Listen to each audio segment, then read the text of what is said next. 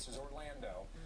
We were notified by Orlando Salinas about 20 minutes ago. A crime scene investigative unit from that county had come back to the home, and apparently the grandfather was inside another car, arriving at the house, staying about 5 or 6 minutes, and then they left. So then the issue becomes, what do they have now? What have they found? This here is new videotape from outside the home.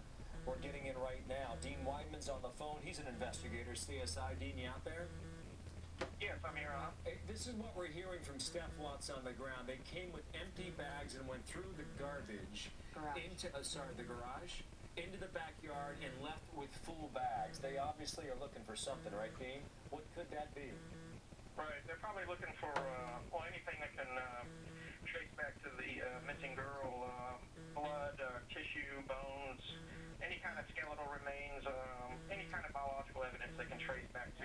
At this point, Dean, sorry to interrupt you there. At this point, they're acting on information that they're getting that is new, correct?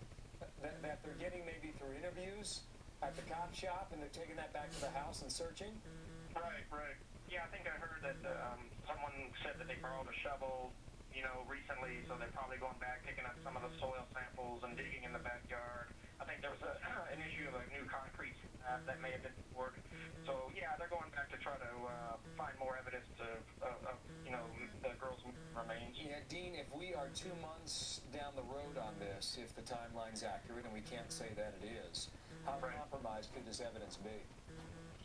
Yeah, it can be pretty compromised. It depends on how the evidence was treated prior to, for example, she's married, but they put all kind of bleach or any kind of chemicals that could degrade the evidence, then that might be hurtful. But if they just pick her body, it would be pretty easy to identify the remains 2 months later and longer.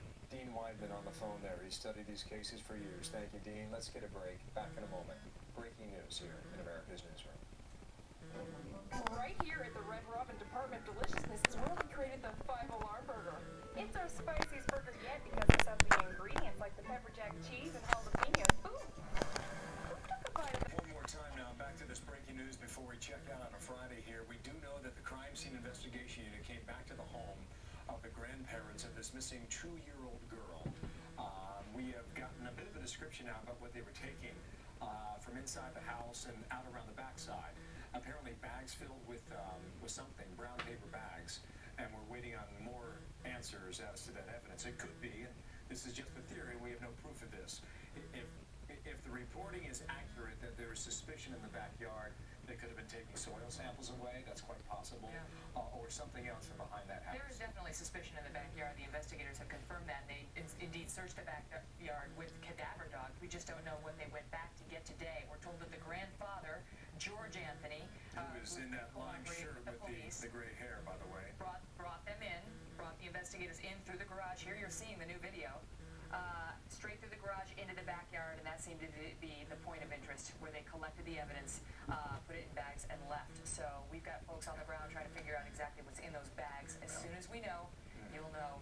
And Jane Skinner and Greg Jarrett will bring it to you. He's in for John Scott. Hi, guys. We will indeed.